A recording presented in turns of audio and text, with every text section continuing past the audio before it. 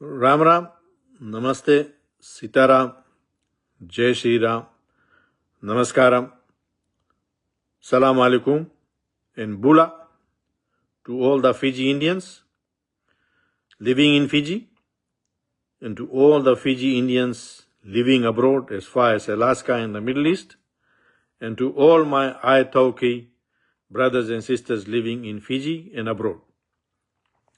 So while this Girmit week is going on, I thought I will mention regarding the Girmityas who were brought to Australia and share this with my audience and other people who will see this program.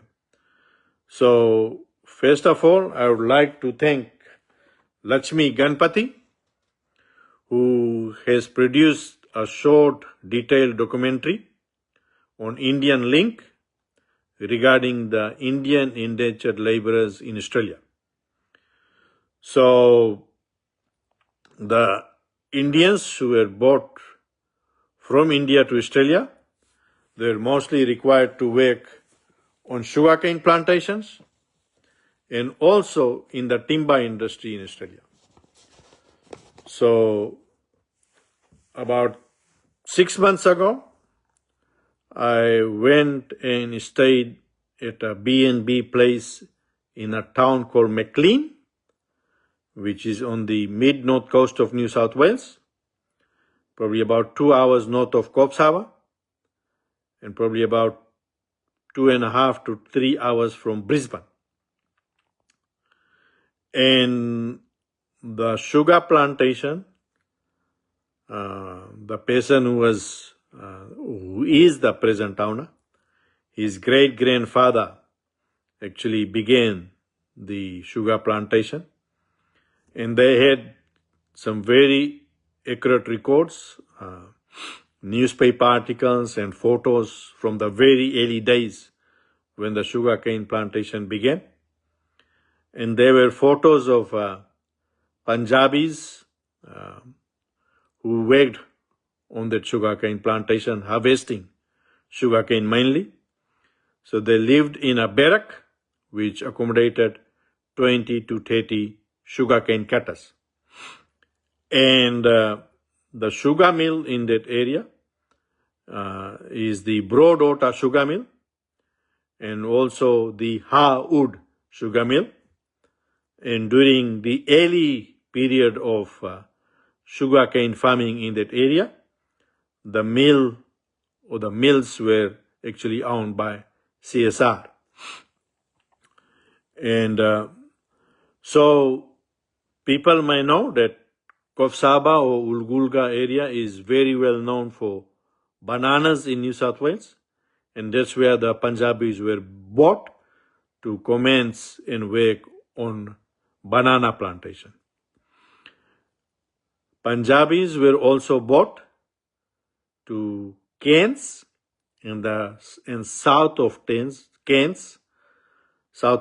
about 40 minutes, is a town called Gordonville, and the Punjabis were bought to commence or work on sugarcane plantations in those two locations.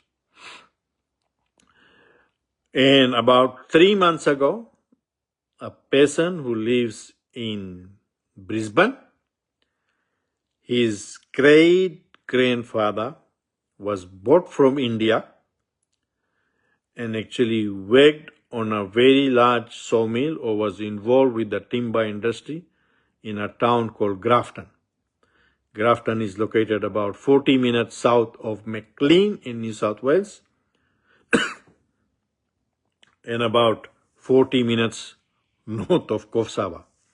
So if you drove from Brisbane City to Grafton, it's about 3 hours, or maybe 3 hours, 15 to 20 minutes, depending on the traffic. And apparently he told me that there is a museum in Grafton where his great-grandfather's photo is there and bit of history regarding his great-grandfather and his family who lived in Grafton at that time. They had purchased land, but the land transfer could not be done by the land titles department or the land titles office because you were a black person. So he could never own the land. And he has told me where the land is located. And he did inquire with the New South Wales Department of Lands whether there was any possibility that the land could be transferred to him. But it cannot happen. His great-grandfather was then told by the white people who ran the timber operations in Grafton that there was an opportunity for him, if he wanted to go to Suva and set up a sawmill business. So his great-grandfather went to Suva and actually set up a very large timber sawmill operation at the back of the land, which is at the back of the Phoenix Theatre in Suva, Fiji. So he did tell me that if I happen to visit Suva, then go to the Phoenix Theatre and install or walk at the back and the proximity around there. I think there's a bit of flat land there. And that's where his great-grandfather operated the the sawmill timber business. And his father became quite wealthy because at that time I think he was the sole operator of a very large sawmill in Suva. So that is one thing I wanted to share today, that many people from Fiji, whether you are a Fiji Indian or a native Fijian, probably do not know that Indians were also brought to Australia under the Girmit system or the indenture system. So while I'm here today, I happen to follow the events during this Girmit week to commemorate the 146 years. And I found it very disappointing or saddening that the 3-day event in Dambasa in Vanuatu, there was no speaker or a speech or presentation regarding the first Girmityas who went to Vanuatu. There was no presentation regarding the Girmityas who came to Wainunu Bay, who worked on David Whippy's farm estate, Captain Roby's farm estate, the Kadiwanga copra estate, and then the first Girmityas who came to Vanuatu were engaged in cotton farming, in tea plantation, in rubber plantation, in banana plantation, and rice farming. And I felt it would have been a very appropriate occasion for someone to provide in detail the picture of where the first Girmityas came on Vanuatu. And probably 99% of the people who are born in Vanuatu and who may have migrated overseas do not know where the first Girmityas landed in Vanuatu. It would have been also the right occasion for someone to present in detail, especially when there was an entourage of the Indian government representatives and a particular minister was there, I think with 1 or 2 days, and there was a troupe who were singing Bhojpuri songs, that someone could have provided in detail that the first batch of Girmityas were taken to Rambi Island and they were evicted and kicked out like dogs with no money except their clothes and few pots and pans, and some of them were taken and resettled on Tavyuni, and then some of them were taken to Waimotu and Nadolase in Natewabai. So I'll show it to you. Nadolase and Waimotu, and the villages there are Korota Sere, Vanua Vau, Vuinandi, and Malake. And also, someone should have covered that quite a few Indian families were settled in Loa village near Natuvujeti. None of that happened. It would have also been a great occasion for someone to mention that Girmityas were also taken to Mango Island, which was owned by the Boran family. It is presently owned by Mel Gibson.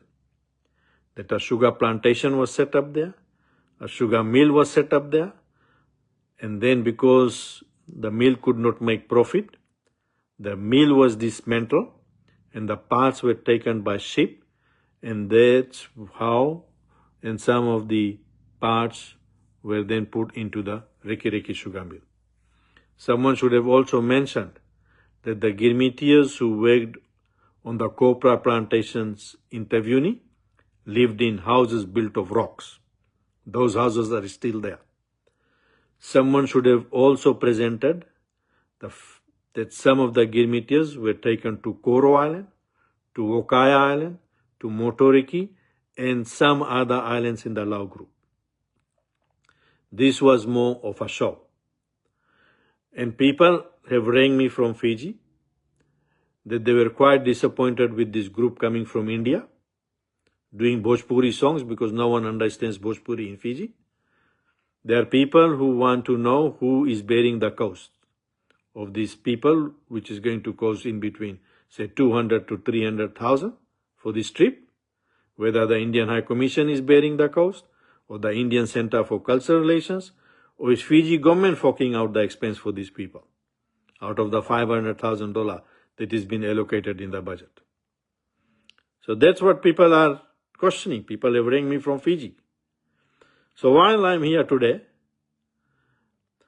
I will be in Fiji towards the end of August and early September.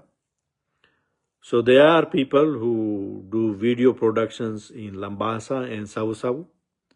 So I'm appealing to any of these company or people who are engaged in doing video productions for weddings, etc.